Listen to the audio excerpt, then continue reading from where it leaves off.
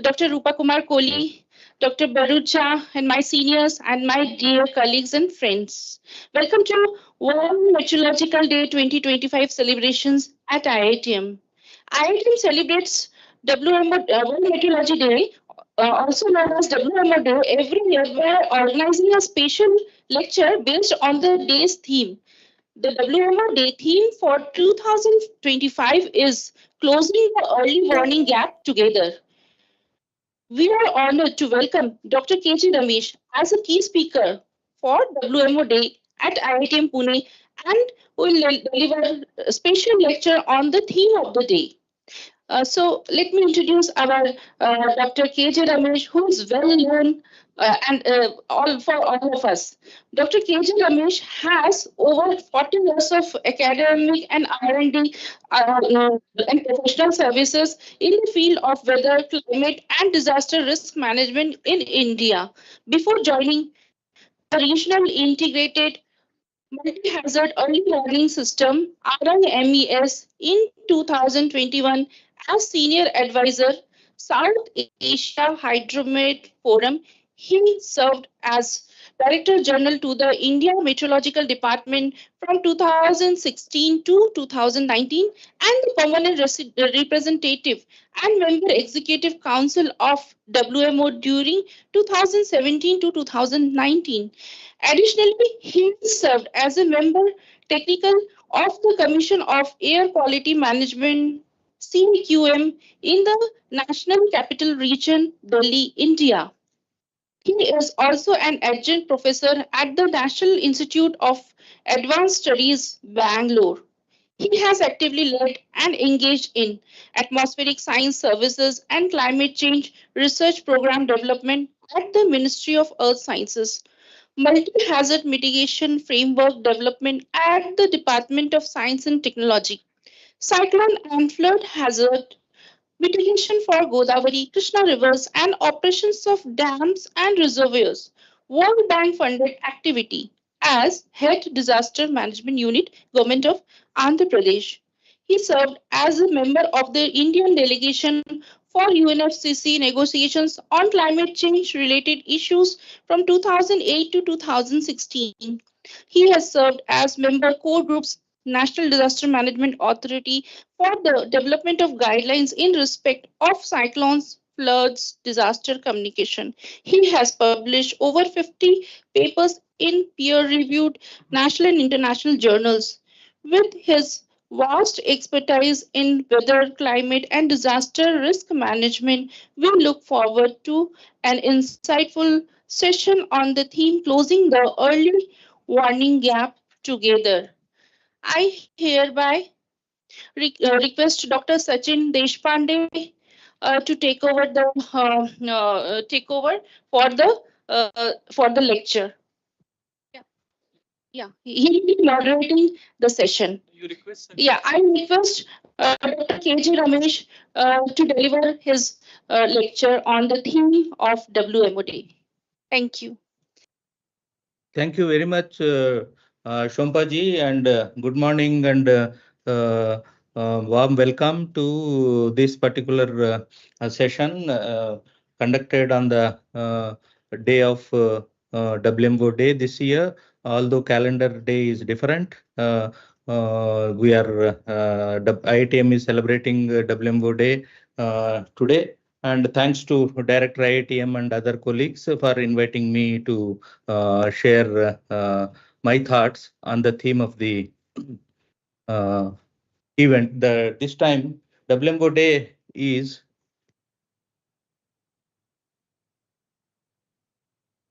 celebrated with the theme on closing the early warning gaps with the collective efforts. So this is a very important theme because if you remember clearly, COP27, which has happened in the Sharm el Sheikh in Egypt, globally it was identified that early warning becomes very important, crucial part of disaster and climate risk reduction, and particularly guiding the adaptive adaptation actions, which will minimize the adverse impacts of climate change and global warming. So WMO's recommendation was accepted by global community, and UN Secretary General has released early warning for all. The slogan and call for early warning for all to be accomplished by 2027. So keeping, we are in the midst of that particular period. We are in 2025 already, third year of implementation of early warning for all, with global efforts has been launched, and so much progress has been made. And early warning, generally people think that it is only a forecast related component. No, it has got four pillars, and we'll briefly touch upon all those important components of early warning. And additionally, with the impacts of climate change, what is needed is you have to build climate services and sector specific climate services to manage the risks on one side, and another side, uh, predicting the natural hazards is a challenge where communities and particularly scientists of IITM are very deeply involved with for so many decades, and now they have contributed significantly to the improving forecasting skills by the country in a big way. In several aspects, so many models and other things are built. That is one component. Hazard prediction and anticipating the hazard and preparedness for it to respond in an appropriate manner, and then assessing the impacts of those hazards, natural hazards, impacting different segments of the area of landfall. For example, is a cyclone. So several things are impacted with the cyclone, like power sector, communication sector, crops, houses, etc., etc. So mapping the impacts of those hazards based on the forecast, that means impact based forecasting, where risk is loaded into the early warning component. So there are on one side impact assessments and anticipatory action and guidance to response agencies locally, disaster management authorities, and prepare them for the future hazards. And overall, it should all services, weather and climate and water related services rendered by the National Meteorological and Hydrological Services, have to address the climate risk mitigation, and long term they should help also for resilience building opportunities and resilience building plans. So now the prediction has become center stage of that. And at the moment, if you see the Secretary General in 2022, UN Secretary General has told that when buildings and homes, vital infrastructure like water and transportation systems are poorly planned, built and managed, they are no match for climate fuel disasters like rising seas, heat waves, and other extreme weather impacts.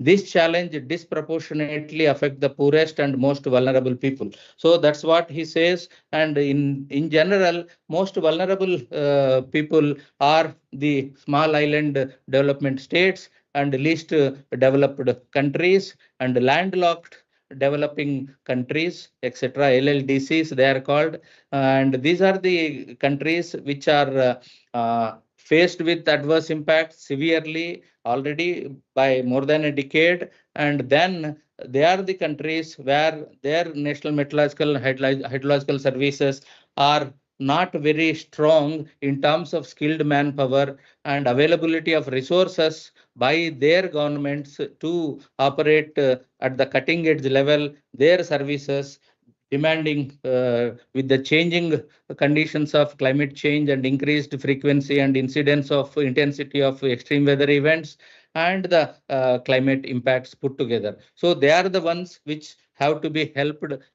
in a big way. So that's how this early warning for all was conceptualized and implemented. You all know that over the years, hydrometeorological hazards, frequency, intensity have gone up, and then the loss of life we could minimize because of good forecast of extreme weather events, particularly cyclones, which was causing maximum number of deaths in the past, and that could have been minimized. That has been minimized by improved forecasting skills of cyclones. That's what happened in India also and elsewhere in Pacific Basin and as well as Atlantic Basin.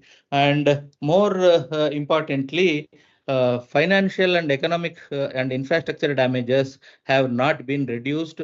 In fact, they are increasing year on year because of the non-resilient infrastructure which we have built in the past with our own investments without really loading the structural safety of those designs, structures which are not able to withstand the increased intensity and frequency of extreme weather events. So that's where we have very, very uh, poor infrastructure, non-resilient infrastructure. That is another challenge where India is also leading by establishing a coalition for disaster resilient infrastructure, CDRI. Almost 32 countries are joining that effort to build resilient infrastructure. So India's contribution is there on the resilience building. India's contribution has been there on several other fronts, which I will briefly touch upon in terms of the global context. Here you can see frequency of natural hazards have increased and the deaths have decreased because of improved forecasting component. But on the economic impacts front, not much change. In fact, losses are increasing year on year. If you see, for example, in India, what has happened in 2024, lightning itself, out of 191 days of 274 days, India has experienced lightning. You can see the distribution of lightning in different parts of the country. And earlier it used to be only pre-monsoon years where Kal Baisakhi and pre-monsoon thundershowers in East India and then associated lightning and hailstorms used to be the case. Now that is not the case anymore. Throughout the year, every month we are experiencing thunderstorms, lightning, even during the monsoon season. So there is no difference between pre-monsoon and monsoon as far as the thunderstorm and lightning incidences are concerned. So heavy rainfall and floods, 167 days. This assessment is done up to September only. Now it is available for end of December 2024. What I am presenting is the statistics up to September 2024, January to September, 8 months. So that's how that is 274 days is coming instead of 365 days. Here again, 167 days India experienced, some part of India or the other has experienced these heavy rain, floods, and cascading impacts like landslides, etc. And heat wave, 77 days of heat wave was there till September. So you can see what kind of widespread impact these extreme events in the recent years have been happening. If you compare between 2023 and 2024, 2024 has been extreme in terms of all these extreme weather phenomena, which we have briefly seen. Only three categories I have shown you. There are about 10 categories of extreme weather phenomena. All of them I have not shown. In this particular assessment, this slide, you can see Madhya Pradesh was the state which has been impacted by maximum days of extreme weather events, different kinds of extreme weather events. So likewise, next comes the case of Uttar Pradesh, Himachal is Uttarakhand and Himachal in top 10. So Max Himachal is the number 3 in 2023 and 2024. So you've seen the damage and impact on paralyzing, breaking all the culverts and bridges newly built between Mandi and Manali. So all those bridges got damaged in one event of 2023 August. So coming back to the important aspect of early warning for all, with the 3 year implementation between 2015 and 2023, so 24 rather, so 55% improvement has happened in terms of multi-hazard early warning building capabilities across the countries. We can see earlier in 2015, only 52 countries were reportedly having the capabilities of multi-hazard early warning systems. Now, by end of 2023, that has been increased to 108 countries. But remember, still under WMO, we have 192 countries. So even after very serious effort between 2022 and 2025, 3 year close to 3 year implementation, we could only go up to 108. So we have to still catch up to 192 countries. So many countries are not having those capabilities. So that's how it's a collective effort to build that early warning gap in terms of building the forecasting capabilities, which we are talking now, and we'll talk about other components.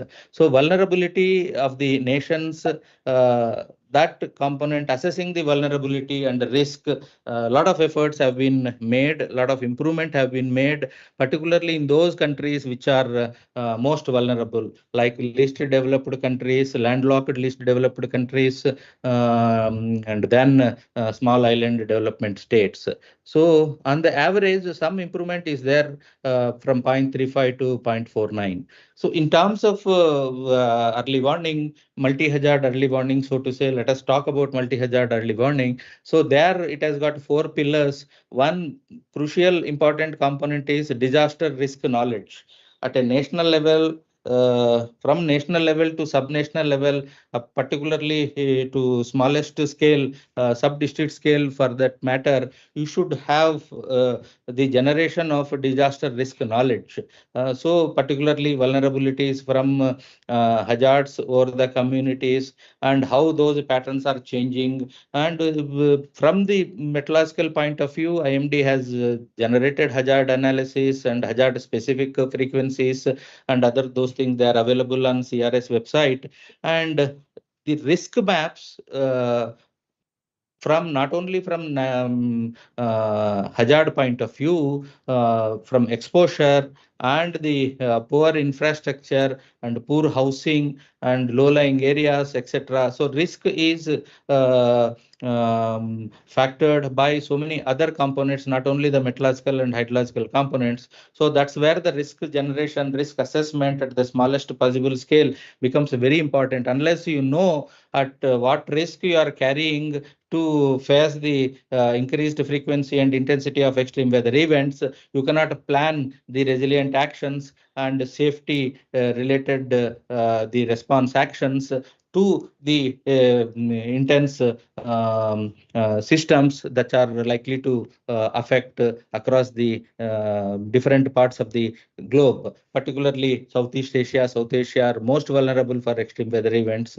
And disaster risk knowledge, representative disaster risk knowledge at a local scale becomes very important. That is a big gap globally, and it is a big gap even in India as well.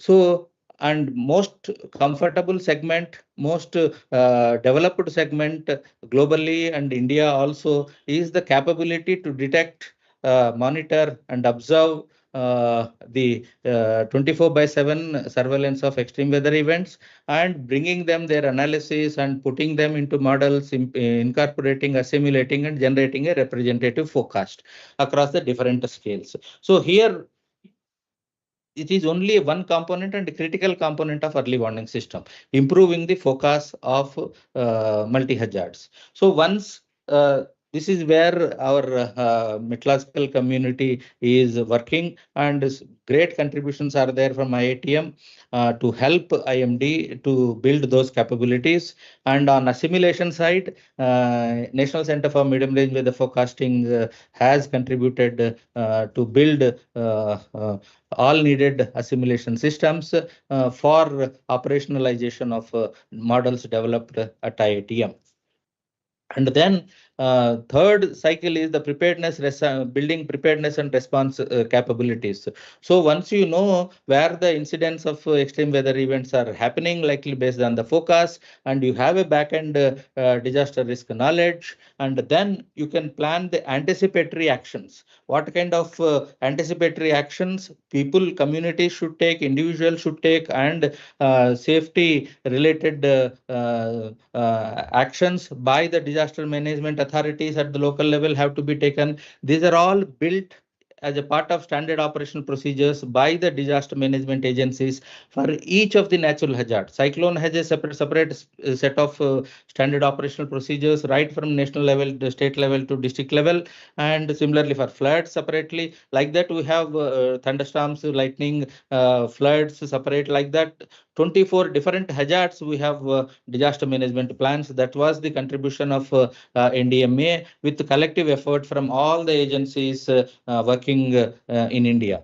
And then most important, even if you have all disaster knowledge, good modeling prediction system, and a good preparedness plan and response actions to be placed, to be put in place, unless you have a good dissemination, last mile, fail-safe communication system, there is no purpose of generating all the three pillars. So fourth, every pillar of early warning system has got its own importance, and there are large gaps in all of these pillars. If you go country by country, and overall, several countries, only 108 countries have some scale of multi-hazard early warning systems. So you can clearly see here, risk knowledge contributes 25% of the early warning system cycle. So prediction component is only 14%, and 42% is the warning dissemination segment. So which is very, very critical. So large effort is needed on 42%. So science is only 14%. Some part of science and socio-economic assessment goes for risk knowledge generation, and warning dissemination communication protocol is totally technology driven, and preparedness response is using technology and anticipatory action guidelines for disaster management. So this is where you can understand how important the dissemination segment in the global context and the national context. So we are at the moment working on this risk knowledge component, contributing risk knowledge to the risk knowledge generation, and building observations and forecasting systems. So disaster risk knowledge, different parts of the world have different levels of accomplishments, and that has to be achieved across all the countries. Still, large gaps are there. For modeling and prediction, observations become very important. So WMO recognized that observations is a serious setback, and unless you have a baseline observation systems which are functional continuously, you cannot have a reasonable skill at a global scale. That's how GBON Global Basic Observation Network is conceptualized, and countries reporting in 2022 are this many countries are red, or not having enough surface observations itself. You can imagine the problems. And upper air equally bad. Even whole of Africa we don't have observations. Whole of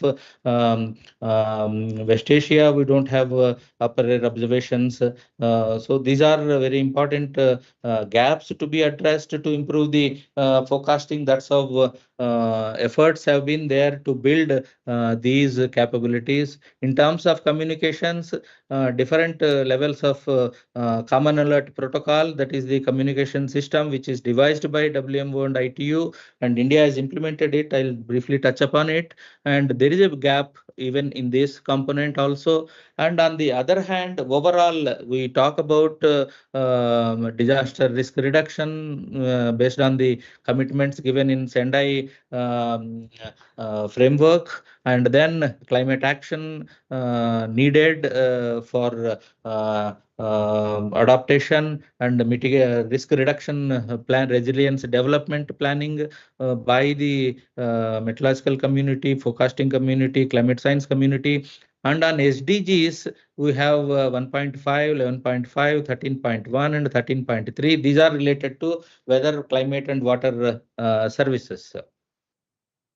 See, based on these requirements, allocations of different uh, financial requirements are quantified in the early warning for all action for different components of early warning cycle, split into 8 different components. And most important thing to improve the observations, this systematic observation financing facility was conceptualized with the development partners and WMO. And these are the countries where they don't have even basic surface observations and upper air observations, and critical observational gaps, baseline observational gaps to be filled by 65 small island nations and 35 26 other countries, totally about 90 countries. This SOF facility, it is called Systematic Observation Finance Facility, and out of that, already 26 countries started receiving support to improve the observation systems to meet the GBON compliance, so that baseline observations, surface and upper air observations will be available for operating a quality multi-hazard early warning services. So with the changing times, what will happen is we need to integrate and improve additional service demands due to increased frequency and intensity of extreme weather events, because so many billions of people are affected and impacted simply by floods and droughts itself, because of the large variation and dry spells in between the wet spells. Our frequency of dry spells have increased, and we India also, we know that number of rainy days have decreased, but intensity of rainfall has increased. So that has not brought the seasonal quantums of rainfall very much different from the past decades.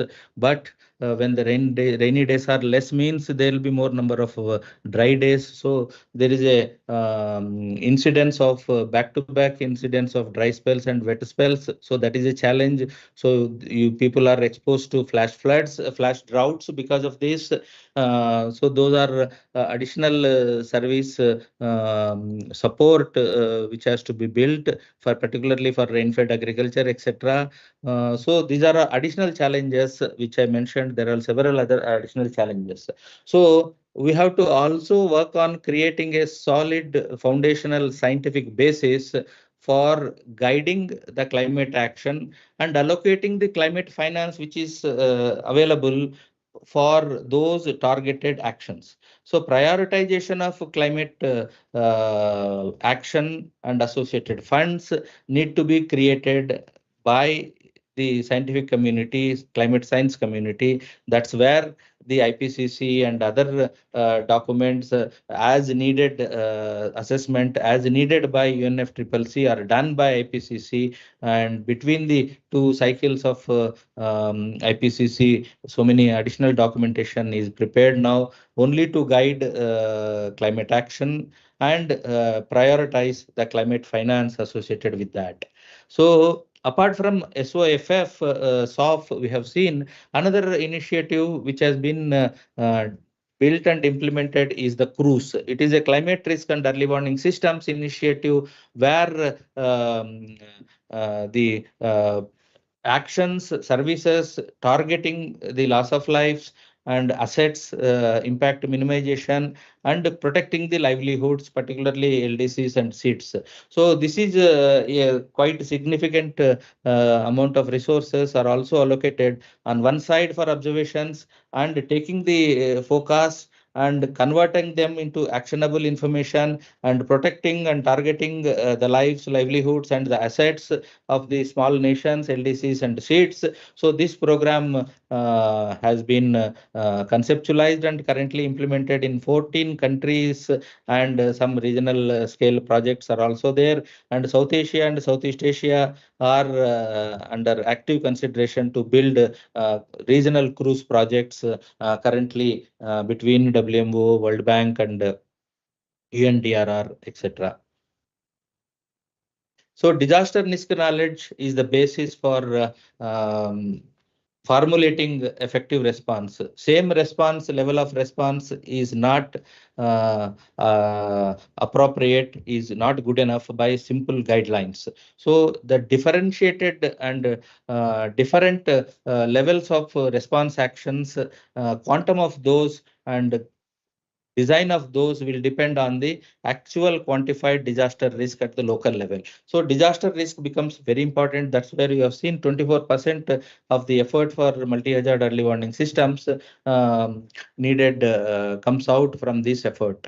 And then the predictability is the basis for planning rest of the activities and preparedness and response, and as well as the communication and dissemination type. So in this, the impact-based forecasting becomes very important, where risk loading of the forecast,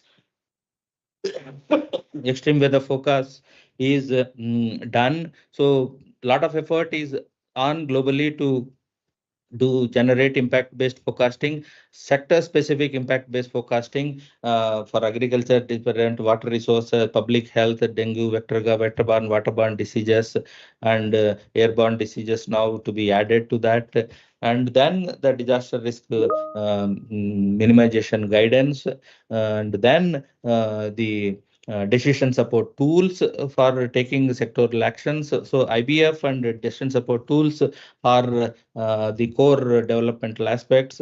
Large gaps exist all over the world in terms of IBF and the DSS tools and risk governance, because like NDMA, state disaster management authorities, district disaster management authorities, that governance system has to be put in place. So recently, Disaster Management Act of India is modified to establish urban disaster management authorities also, because urban risk has increased because of extreme rainfall happening and urban floods and drainage bottlenecks and so many other problems are there. So apart from national, state, district level disaster management authorities, we will see very soon urban scale disaster management authorities also. So the risk governance management governance to build appropriate risk management and emergency response actions to put in place those institutional framework is very important. So we are working on it, and we are very much there on that. NDMA and Ministry of Home Affairs have established national and state level disaster response fund, and as well as national and state level disaster mitigation fund. So this is a big financial support, compensating support for the damages and losses, and rebuild the damaged infrastructure. And this has been the case from 2012, and a lot of support is given to states to address the risk governance system and support the risk management actions as discussed and finalized twice in a year at the national conclave in Delhi, and then the funding is done accordingly. So we need to have a very good communication system also that is we have built something called Sachet a communication system. We will talk about it. And over the years, 3 years of early warning for all action plan implementation. So we can see clearly pillar one is the disaster risk knowledge is only in 50 countries.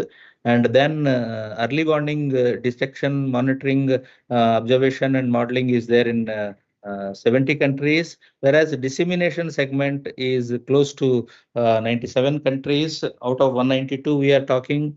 And the preparedness response systems, disaster management systems are there in only about 65 countries also.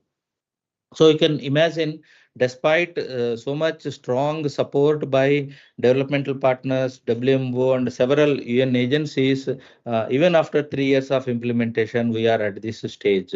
So there is a lot of regional difference also is there in terms of multi-hazard early warning and forecasting, particularly forecasting capabilities. So South Asia, Asia Pacific is better compared to other parts of the globe. And in terms of LDC seats and LLDCs, you can see um, uh, 20 LDCs, 14 seats, and 20 LLDCs. Some capabilities have been built over the 3 years. So most important thing, important improvement you can see here from 0.36 score to 0.57 score, highest multi-hazard early warning capabilities, skill development, forecasting skill improvement has happened in Asia Pacific region compared to other parts of the globe. So here impacts have been maximum. Population density is very high, and that's how all countries have joined put together with global WMO and other partners and regional partners put together. India is also helping several countries in the neighborhood, and quantitatively improvement over Asia Pacific has been much more than other parts of the globe. Similarly, coverage, this we have discussed, different parts of the countries. Another statistic, it is presented here. This is up to March 2024, slight difference is there. But even most important thing is comprehensive improvement in multi-hazard early warning systems is higher in Asia Pacific region only compared to other parts of the globe. And in terms of monitoring, improving observations also, GBON efforts and soft implementation efforts, and countries themselves, non-soft countries also have taken a lot of improvement, a lot of efforts in improving the observation systems in Asia Pacific region. And particularly soft facility, SOSFF facility has, we have 4 countries in South Asia, out of which Maldives and Bhutan have started implementing soft programs, and preparedness actions are there happening currently over Nepal and Bangladesh, so that improvement in observing systems in South Asia can happen. On the other hand, Pakistan is implementing its own uh, big project on improving surface upper air observations, and as well as Doppler weather radars and modeling systems and computing systems by their World Bank funding. So national level they are implementing like India. And Afghanistan, because of UN sanctions, not much is happening. We have to wait those situation changes. Even that is true for Myanmar also.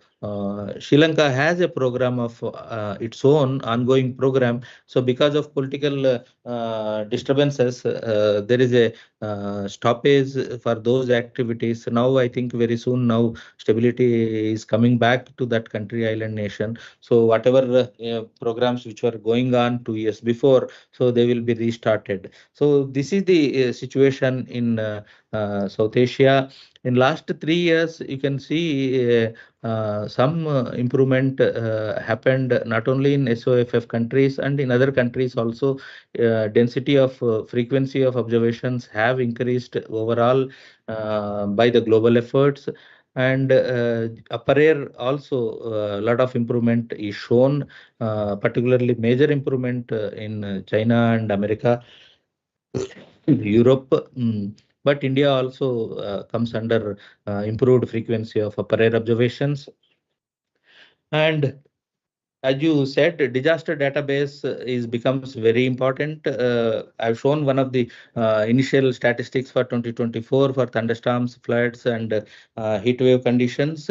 So similar, that disaster database and loss database becomes very important. So there are several countries which have prepared, particularly African countries, which are in for major investments for improving their resilience, overall resilience to extreme weather events. So they have started working on this. Americas and Caribbean also several efforts are there in cataloging the losses and the data hazards database. And then Asia Pacific is catching up slowly, and we have a very good resilience portal developed by UNESCAP for many countries where they don't have the capabilities to generate at their national level. India, we are working on developing, but still a lot more has to happen. At the global scale, if you see, only 57 countries have developed those capabilities. And the risk assessments further down, because unless this is there, risk assessments cannot happen. So, but on that side, Asia Pacific is in much better position compared to other parts of the globe, and most of that development is from the regional partners like UNESCAP, etc.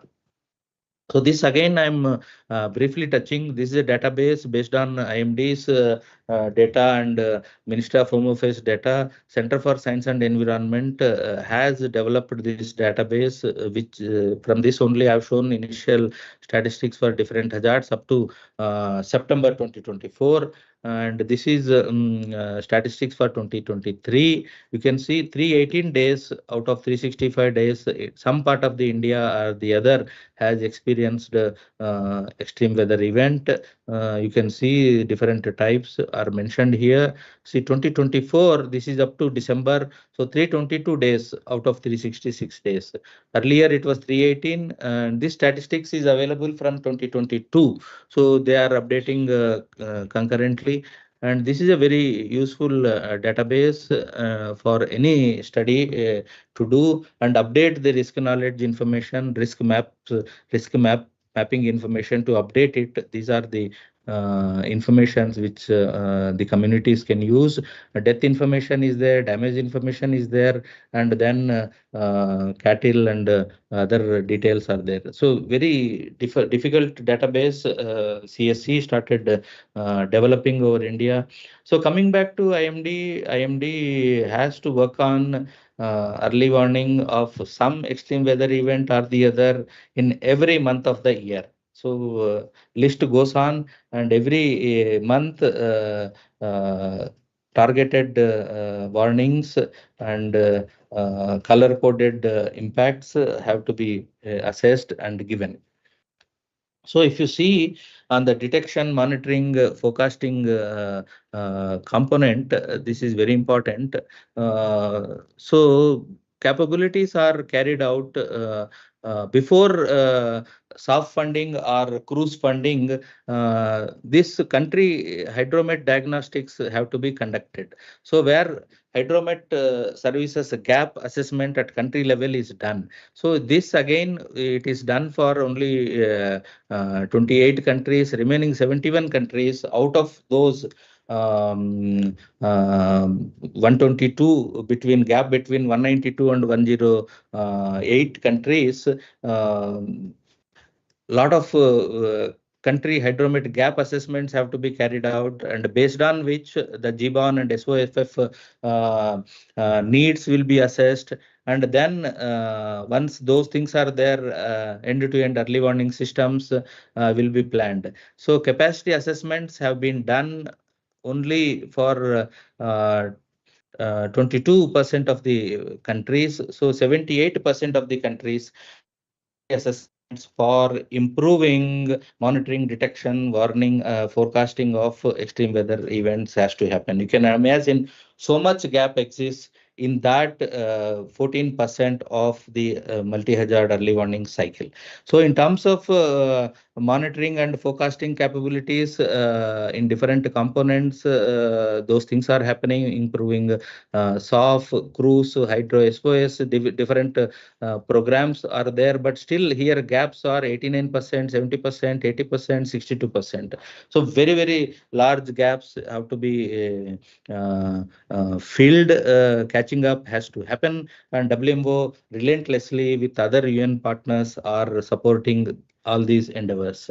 So in terms of communication system, it is a cell broadcasting becomes very important for common alert protocol, and this has been developed by IM WMO and the ITU, and India has implemented it, this common alert protocol. Here again, so much gaps are there. 150 countries don't have any robust communication system. And then severe weather information centers, also 83 countries are not covered by the communication from SWICs.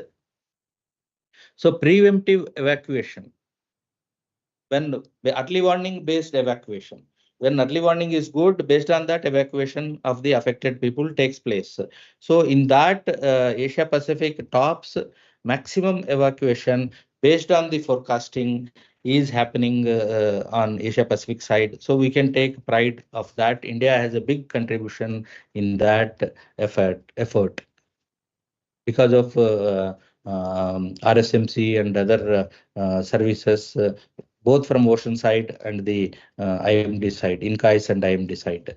And Common Alert Protocol, which is built by NDMA and operational, it is called SATARK. This is implemented, started in planning for it in 2015, and then 2 years 2020, this is implemented operationally by Ministry of Home Affairs.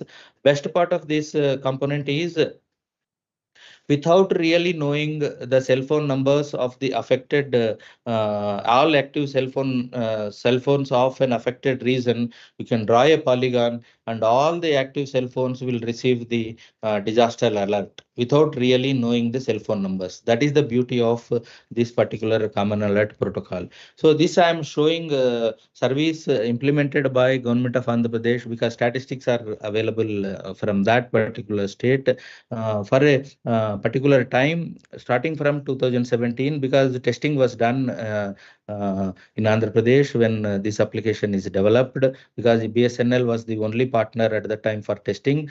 IMD with the states have tested this protocol for about 13 states.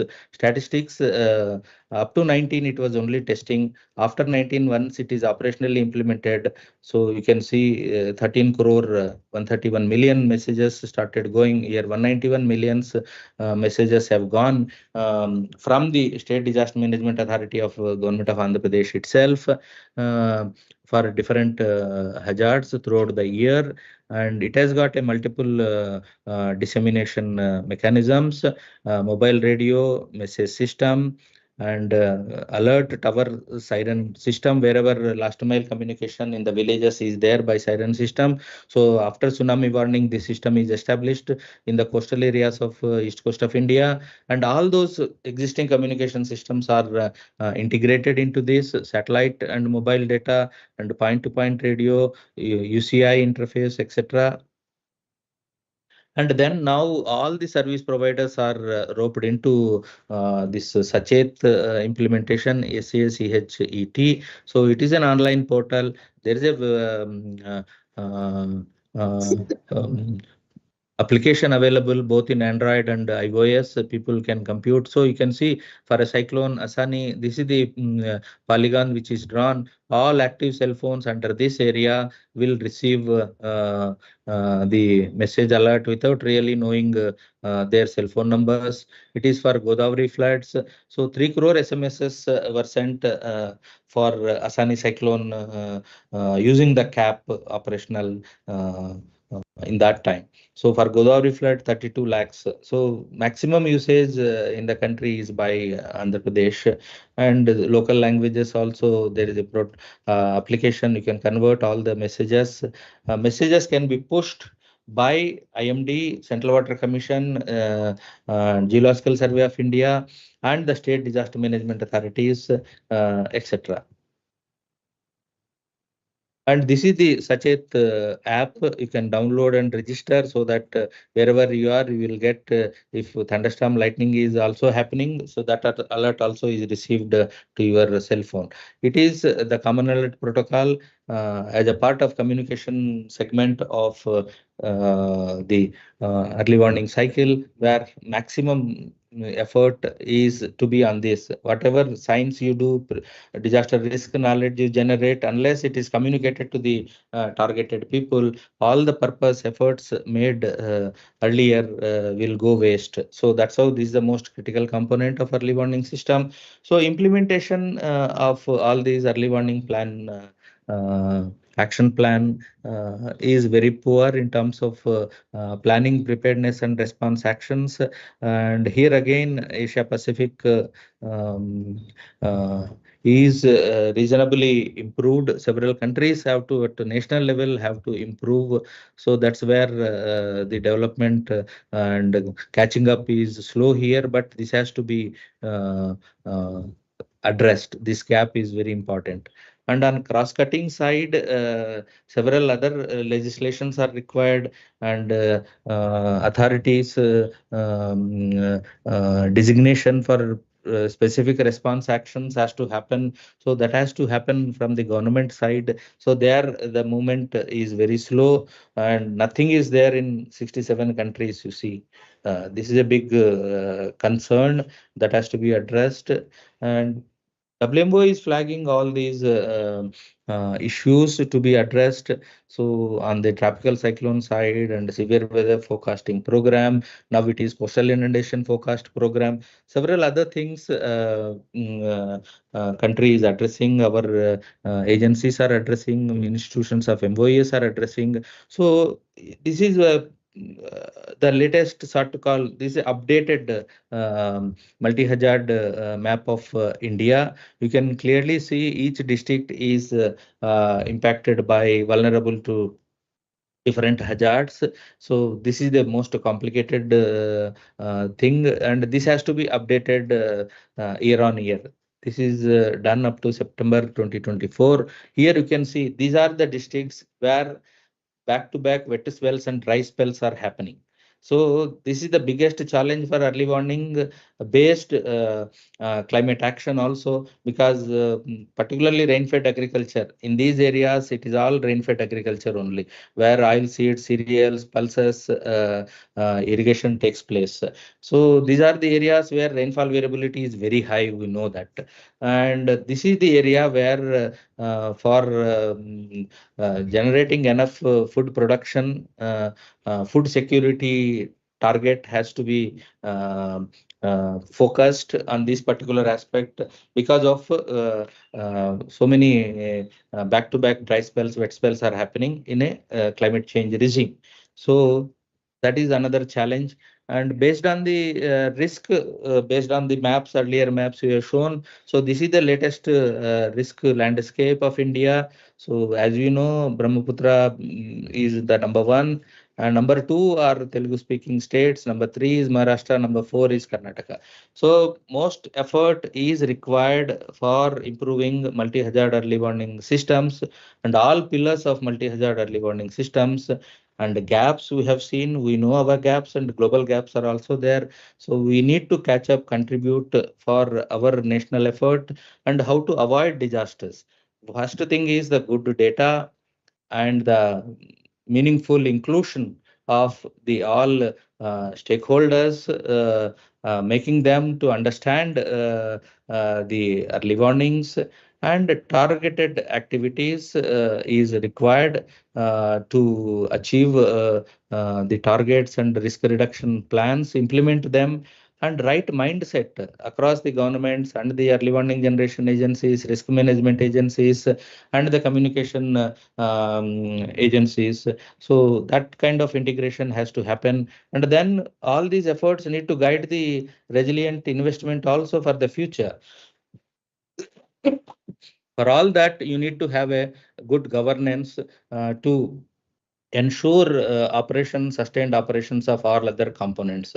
So these are some of the thoughts which I wanted to share. Thank you very much.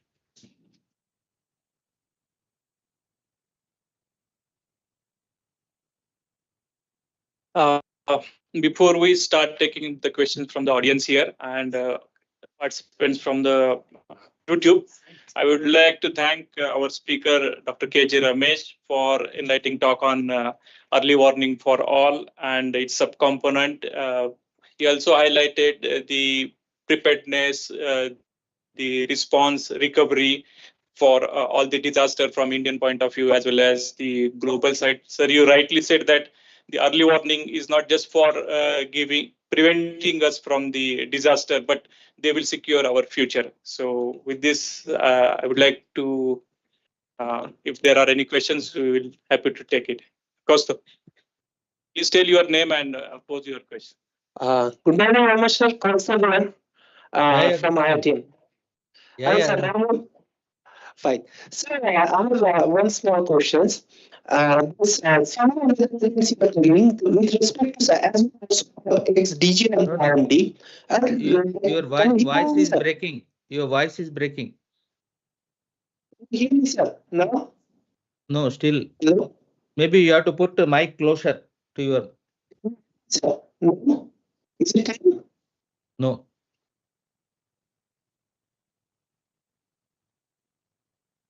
Hello? Yeah, this is better. This is better. Okay. So, as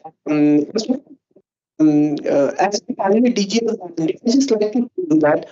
The cyclones we have been very much helpful. We can able to select the people in these days. We can give very much handling with respect to cyclones. But if we to see the experience severe extreme severe weather events, the state, then everywhere, at least something of this with respect to thunderstorms, and that's No, I'm not able to get. Maybe Sachin can tell me the question, perhaps. No, there is some problem. Sachin, you repeat the question from him. No, he didn't complete the question. I have not completed the question, sir. No, but listen to him and then tell. I'm not able to understand his question. Okay. Directly. Sir, main thing is that with respect to the severe events of the Himachal Pradesh, Bihar, or Assam, is that no, it is not. This is not going. Is it clear, sir? Yes. No. Now it is clear? Yes, please.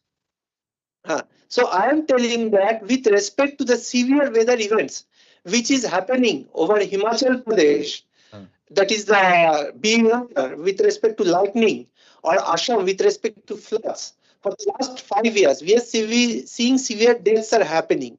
What do you suggest in these places where the early warning system is not reaching, or there is a gap going from the corresponding stakeholders to the common people, for which we are getting all the deaths are happening every year for the last 5 to 6 years over this region? With respect to cyclones, have increased a lot. We could able to save the lives of people. But for the 5 to 6 years over this specific region, every time it is happening, but we cannot able to do. So what are the things you can suggest for these people? Yeah, thank you. This is a very important issue you have raised. It is not the early warning problem. It is not the communication problem. Millions and millions of thunderstorm lightning alerts are sent from the state disaster management authorities using the CAP. What is really happening is most of the deaths are happening from the farmer community who are working in the open agriculture field, and the construction workers on remote areas, particularly highways and others.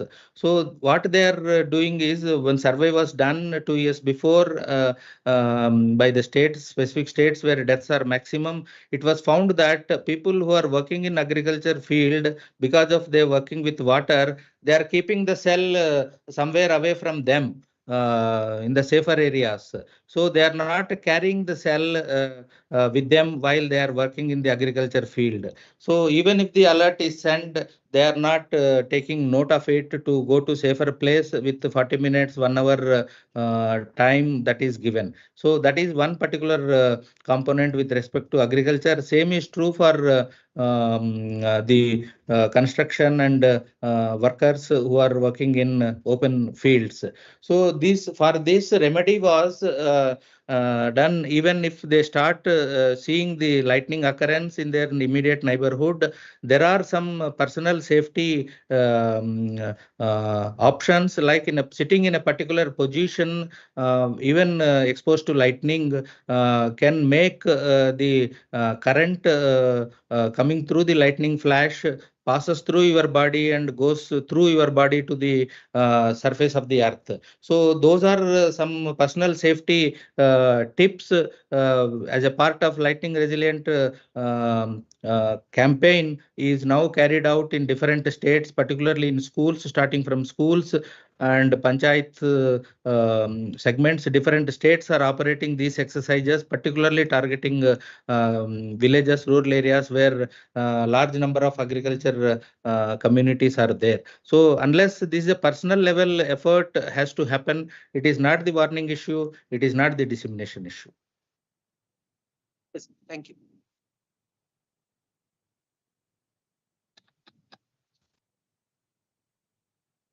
Good afternoon, sir. Good afternoon.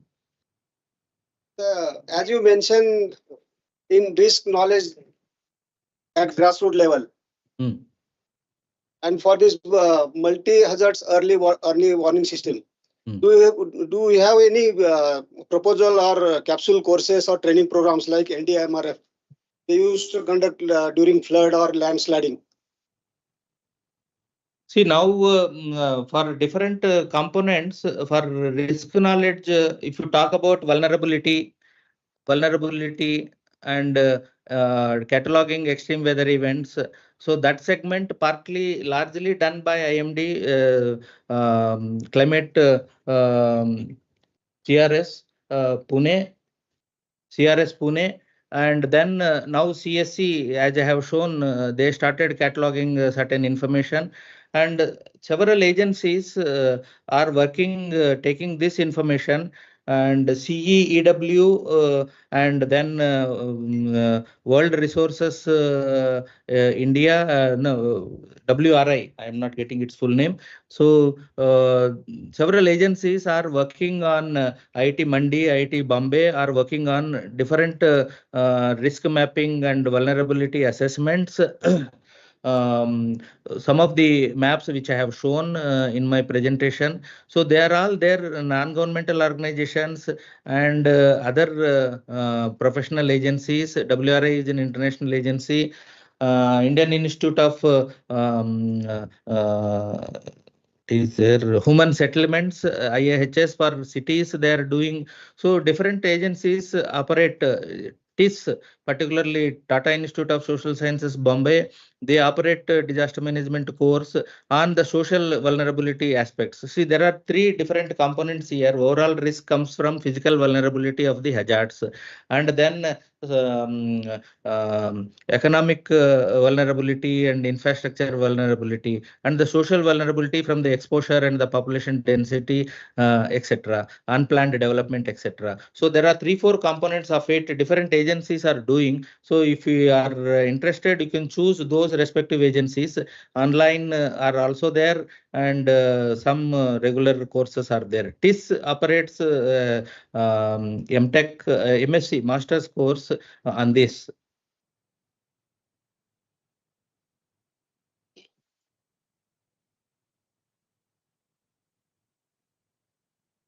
Hello, sir. I'm Barucha from ISR Ahmedabad. Now is broadcasting coverage accuracy. Please keep the mic little low, little far. Hello. Hello, sir. I am Barucha from ISR Ahmedabad. Yes. Nowadays, satellite cover and forecasting agency has predicted a 12-kilometer accuracy for forecasting. But latest satellite has given AI data processing for 6 kilometer. So can it be implemented for forecasting accuracy for India? Yeah, incrementally, yes, it will contribute continuously. Satellite payloads from images to sounders, a lot of improvement has happened. And with OceanSat, scatterometer has contributed significantly in minimizing the errors of cyclone centers at the time of assimilation. And now megatropics and other precipitable water estimates have helped in improving the vertical profile of moisture. And this AI-based 6 kilometer one will be very helpful, because now India is implementing 6 kilometer global model with the new computer becoming available. IITM has developed that and tested it also for monsoon 2024. Published paper is there by Partha and other groups of IITM, and that model can right away take this information which you are telling, AI-based satellite information into the assimilation process. I'm sure that will incrementally add to the forecasting skill further.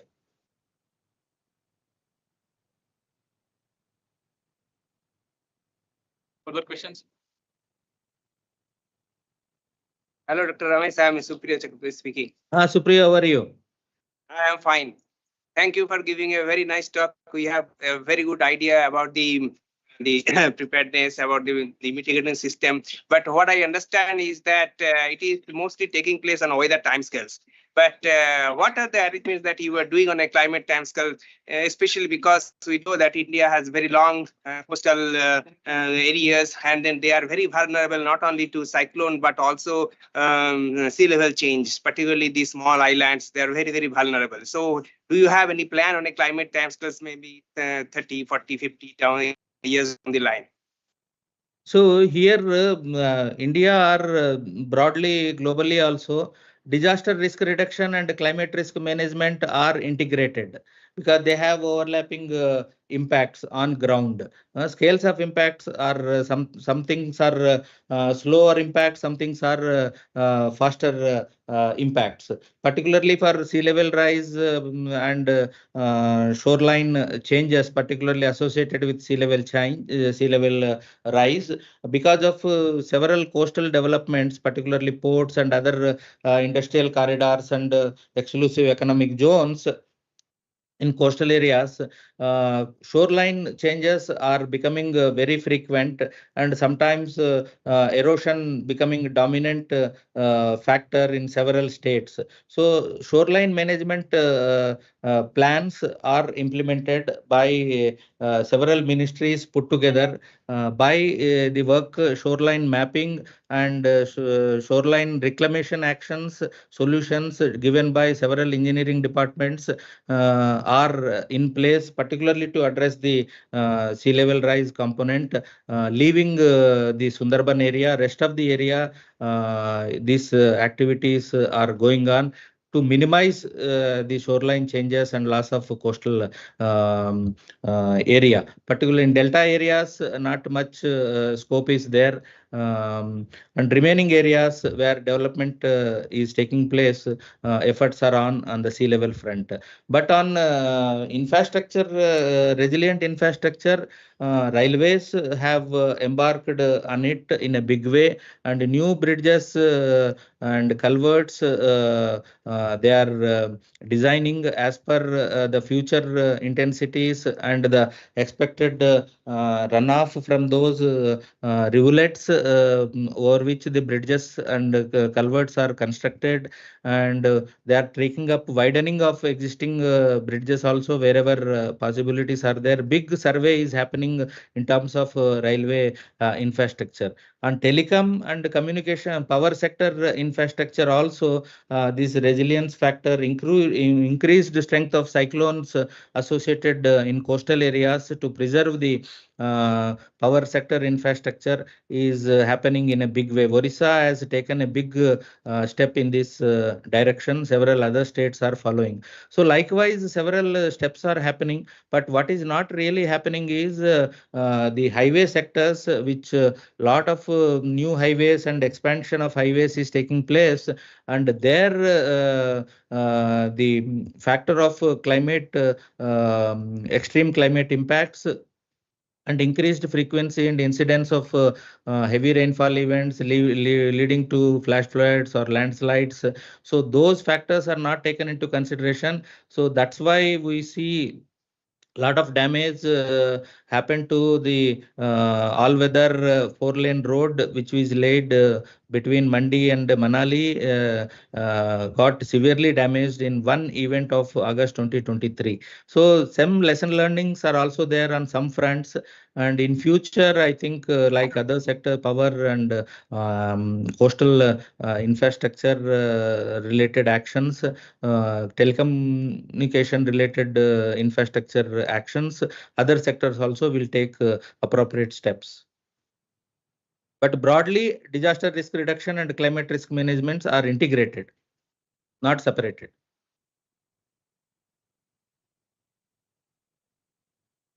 Any questions? Yeah. Ramesh, this is Ramakrishna here. Yeah, tell me. Hello. Yeah. You said there is an increased instance of thunderstorms during the monsoon months as well, right? Yes. So are there any efforts going on from the government of India to increase the network of observations? As you said, one of the pillars is the data, right? See, for lightning detection network, we have very good network in India. Almost 140 lightning detection towers are there. But what is gap is in between wherever the intense convection and very big rapid development of deeper clouds is happening in a shortest possible time. That's where the radar coverage is missing in several areas.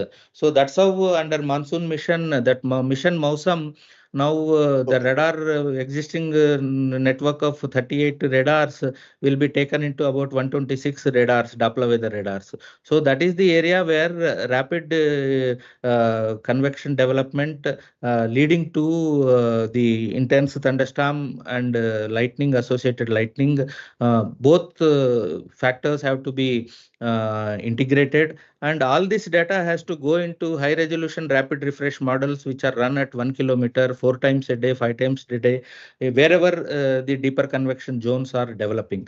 So those are the efforts that will improve the capturing the actual location of severe weather phenomena and incidences of lightning associated with that.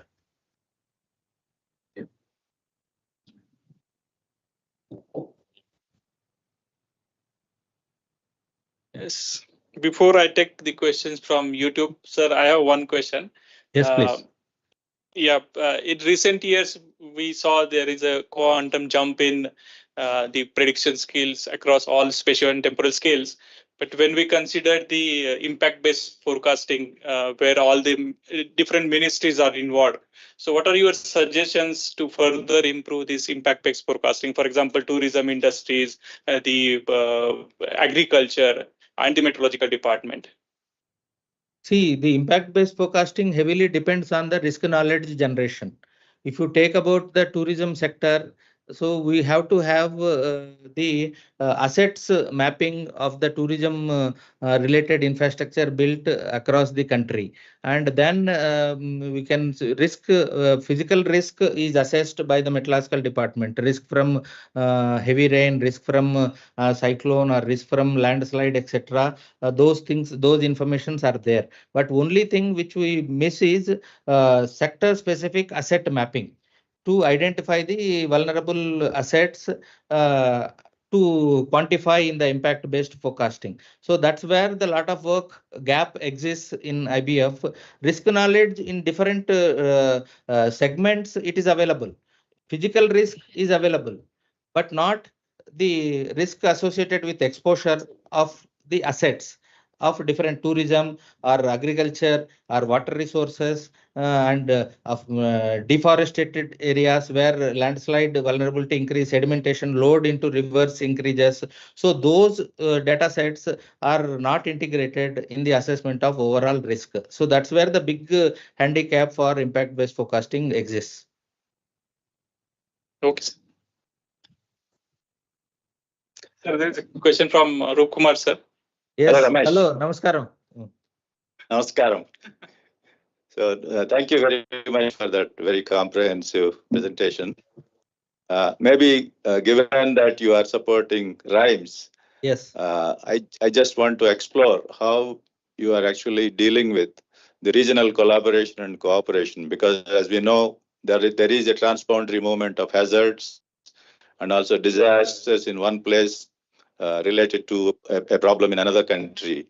So Yes. how do you actually promote through South Asia Hydromet Forum for countries in South Asia to work together to deal with the disasters and the associated early warning?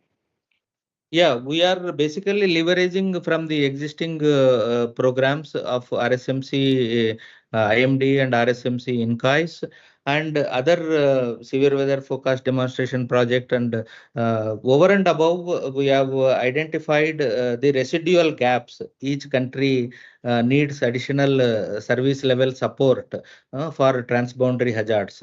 Over and above these existing programs, even coastal inundation program also will add additional service support. So those residual gaps country-wise we are addressing. For example, if you take the case of Nepal, we have information sharing from all the programs. What in turn over and above they need is the heavy rainfall possibilities within the zone of extreme rainfall prediction, which is coming from RSMC and other areas. Valley specific, where population density is high in those valleys, they want short term forecast like high resolution rapid refresh. So for that country specific high resolution rapid refresh type of capabilities are to be built by putting their own AWS data and their own radar data into that assimilation and injection mechanism. So that is one component of additionality which is built. And on other side, what we are making is a multi-model forecast, both from global models and the regional models are made available in digital form on a platform called Data Exchange Platform to all South Asian countries in particular, both from IMD, CMWF, ICON and INCOIS will be are shared, and non-NMHS data, NMHS, non-GTS and non-NMHS data, which is local, is also brought onto that platform so that countries can monitor rainfall moving from India, Himachal Pradesh, Uttarakhand to Nepal, from Nepal side to Bhutan, and from Bihar side to Bhutan, something like that. We are providing that database from non-NMHS, because non-GTS data which is shared, countries have access. So non-GTS data, non-NMHS data, we are trying to collate on a platform so that real-time monitoring of rainfall shift happening with time also becomes available to the countries. And to improve that further, Cruise South Asia is under formulation. The scoping of that project is currently going on, and that should improve the country early warning needs, particularly in South Asia, in a much more comprehensive way. Thank you. Sir, there are some questions from YouTube participants. I will read a few of them. The first question is from Dr. Kare. His question is how to reduce the gap of dissemination of early warning system presently existing between government and private agencies. See, there is very simple to do that. Private agencies can register on the Sachet platform formally, and the kind of information which they want to receive delivered through that platform, Common Alert Protocol platform, Sachet, from IMD or Central Water Commission or GSI or State Disaster Management Authorities. Only they have to register for it and seek for specific information that will be posted onto their portal and as well as the phone app. That is not an issue at all anymore. Okay. There is another question which states that calls for stronger early warning system, yet there are gaps remains in data forecasting and communication. How can technologies like artificial intelligence and satellite help bridge these gaps? Satellite payloads are gradually helping us to pick up the data on the data void regions, particularly on the oceans, Arabian Sea and Bay of Bengal. But on hills and surface, on land surface, there is a problem of satellite information. So much more improvement has to happen on that front. Whereas now so many other high frequency sensors are installed by various agencies, not only government and non-governmental agencies like Swiggy and other delivery agencies have also established rainfall and temperature sensors, IoT sensors, and that data is directly coming onto the cloud platform, openly accessible. And another major initiative is by the Ministry of Agriculture, a program called WINDS, WINDS.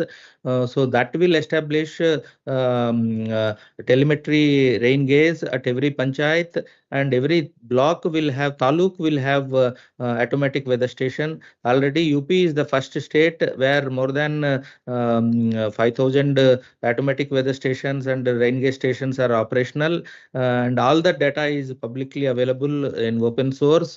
So like that, in about an year's time, whole country will have about 18,000, 20,000 automatic weather stations and telemetry rain gauges by the Ministry of Agriculture itself on the WINDS platform. This is over and above the sensors which are established by IMD and state governments like Maharashtra, Andhra Pradesh, Telangana, Tamil Nadu are having their own networks already. Over and above, further densification is going to happen.